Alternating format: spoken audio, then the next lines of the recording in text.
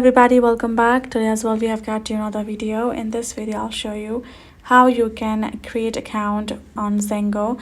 But before that, please do make sure to like our video, subscribe our channel, and yes, without any further delay, let's get started. So for that, go ahead, open up your Zango app on your phone, then tap on continue, add in your email address, tap on continue at the bottom, tap on open my email, Gmail, search for the confirmation email,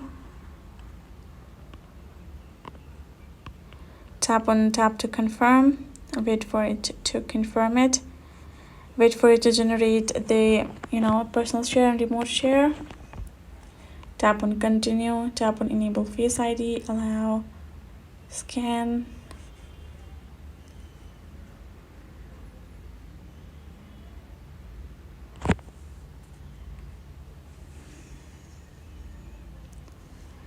tap on later, and tap on explore the app for now, tap on don't allow. So that is how you can do it.